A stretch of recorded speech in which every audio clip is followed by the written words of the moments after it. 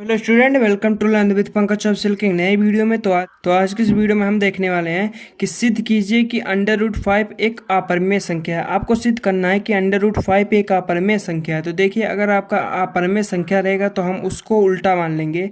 सिद्ध करने वाले में अगर अपरिमेय संख्या रहेगा आपका तो हम उसे उल्टा मान लेंगे, मतलब अपरिमेय है तो परमेय मान लेंगे। ठीक है, तो हम यहाँ पर लिखेंगे माना अंडर रूट 5 एक परमेय संख्या है। परिमेय संख्या हम यहाँ पे लिखेंगे माना अंडर रूट 5 एक परमेय संख्या है। अब आपका यहाँ अपरमेय दिया है तो हम यहाँ पर परमेय मान लेंगे। ठीक है, अब देखिए, कोई भी संख्या अगर आपका परमेय रहेगा तो हम उसे p अपॉन क्यू के रूप में लिख सकते हैं। तो चलिए लिख देते हैं। आपका लिख देंगे अंडर रूट 5 पे बराबर p अपॉन क्यू। ठीक है, अब यहाँ पर क्या लिखेंगे, क्यू इक्वल नॉट जीरो, क्योंकि परमेय संख्या में क्यू इक्वल नॉट जीरो होता है। ठीक है, अब हम यहाँ पर एक छोटा सा कोष्टक बनाएंगे, उसमें क्या लिखेंगे, जहाँ पी और क्यू, आपको ऐसे प्रॉपर पूरा लिखना है बोर्ड के पेपर में। ठीक है, तो हम लिखेंगे जहाँ पी और क्यू, आपका मैथ के पेपर में मतलब राइटिंग में मायने नहीं रखता, तो जहाँ पी और क्यू कोई पूर्णांक है और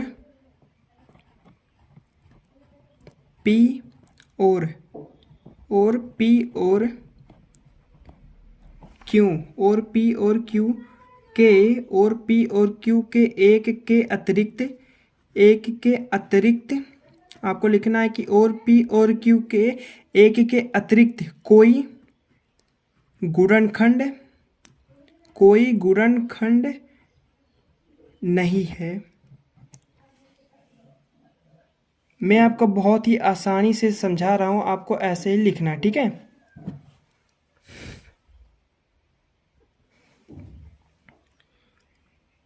देखिए उसके बाद हम यहाँ पर क्या, देखिए हम यहाँ पर मान लेंगे एक है। ठीक है, आपको यहाँ पर क्रॉस से कर देना। ठीक है, तो आप यहाँ पर लिखोगे अंडर रूट 5 क्यू बराबर पी, आपको इतना लिखना। ठीक है, अब आप यहाँ पर क्या लिखोगे, दोनों पक्षों का वर्ग करने पर, आप लिख देना यहाँ पर दोनों पक्षों का वर्ग करने। आपका यह बहुत इंपॉर्टेंट क्वेश्चन जो बोर्ड में हर साल पूछा जाता है, एक ना एक क्वेश्चन आएगा इससे, आपका कन्फर्म है। ठीक है, तो जहाँ देखिए उसके बाद हमने यहाँ लिख दिया कि दोनों पक्षों का वर्ग करने पर, इसके बाद हम क्या करेंगे, यहाँ पर देखिए लिख देंगे, अगर हम इसका वर्ग कर देंगे तो यहाँ पर अंडर रूट है आपका हट जाएगा, तो लिखेंगे 5 क्यू स्क्वायर बराबर आपका यहाँ पर आएगा पी स्क्वायर। ठीक है, उसके बाद क्या करेंगे, क्यू स्क्वायर को यहीं पर रहने देंगे और इधर पी स्क्वायर बटे में इसके आ जाएगा 5। अब यहाँ पर हम थोड़ा स्टेटमेंट लिखेंगे, आप ध्यान से देखना कि मैं कैसे लिख रहा हूँ। ठीक है, देखो आपको कुछ करना नहीं है, आपको लिखना बस इतना, क्योंकि आप समझने की कोशिश कीजिएगा, क्योंकि पी स्क्वायर 5 से विभाजित है, क्योंकि पी स्क्वायर 5 से विभाजित है।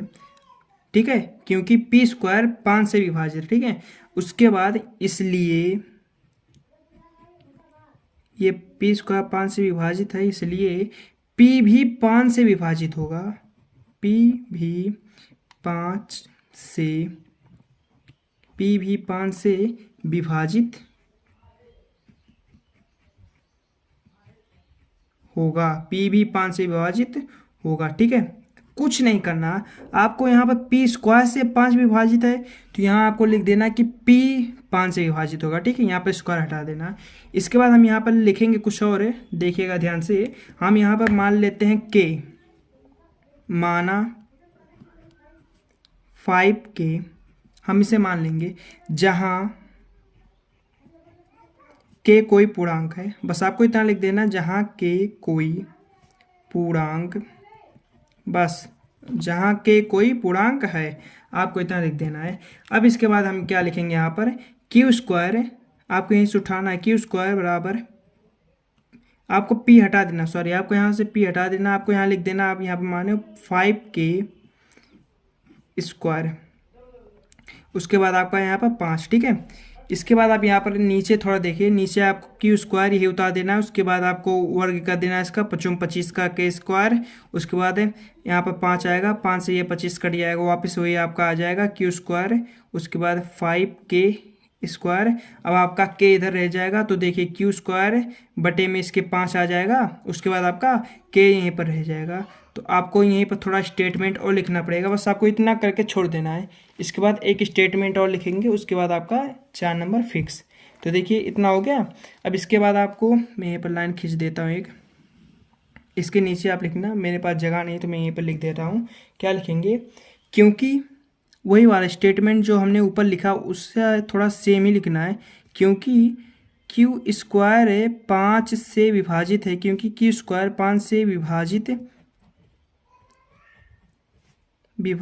है, इसलिए क्यू² 5 से विभाजित है, इसलिए क्यू भी 5 से विभाजित होगा।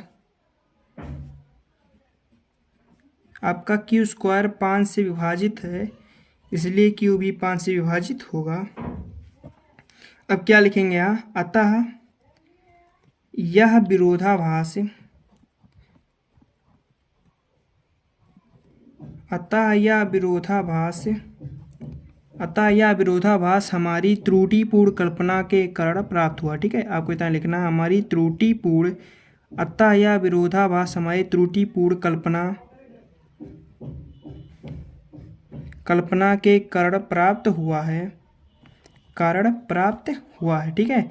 अतः यह विरोधाभास हमारी त्रुटिपूर्ण कल्पना के कारण प्राप्त हुआ है, मैं लिख देते हैं हुआ, ठीक है।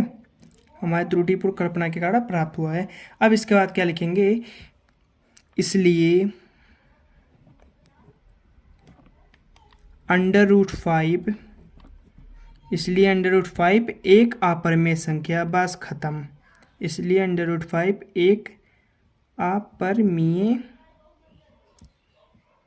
संख्या, इसलिए √5 एक अपरिमेय संख्या है।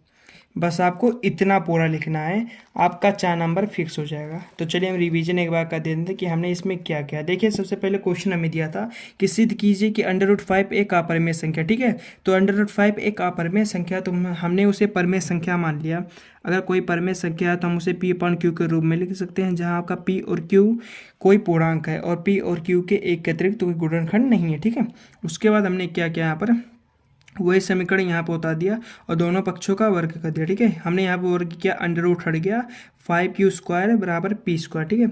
अब यहाँ पर q² यहीं छोड़ दिया और p को मतलब 5 को इधर भेज दिए। उसके बाद हमने यहाँ पर स्टेटमेंट क्या लिखा था, आप देख सकते हो क्या लिखा था हमने, क्योंकि p² 5 से विभाजित है, इसलिए p भी 5 से विभाजित होगा। और हमने यहाँ पर माना था कि माना 5k, जहाँ k कोई पूर्णांक है, ठीक है। उसके बाद q² है और 5k यहीं पर उसका स्क्वायर है और 25k इसका स्क्वायर, 25k का स्क्वायर हो गया। उसके बाद 5 से काट दिया, वही वापस अंक प्राप्त हो गया। उसके बाद k का स्क्वायर यहीं पर छोड़ के 5 को हमने इधर भेज दिया, ये इसके नीचे आ गया बटे में। उसके बाद हमने यहीं पर लिख दिया, क्या लिखा कि क्योंकि q² 5 से विभाजित है, इसलिए q भी 5 से विभाजित होगा। अतः यह विरोधाभास हमारी त्रुटिपूर्ण कल्पना के कारण प्राप्त हुआ है, इसलिए √5 एक अपरिमेय संख्या। बस आपको यहीं लिख के इति सिद्धम कर देना है। आप इसे इंग्लिश में भी लिख देना अगर आपका मन हो तो। इंग्लिश में हैंस प्रूव्ड और हिंदी में इति सिद्धम कहते हैं बस। तो अगर आज का यह वीडियो आपको पसंद आया तो वीडियो को लाइक कर देना, एंड चैनल पे नए हो तो चैनल को सब्सक्राइब कर देना ऐसे ही वीडियो को देखने के लिए। हम मिलते हैं इसकी नेक्स्ट वीडियो में, तब तक के लिए बाय।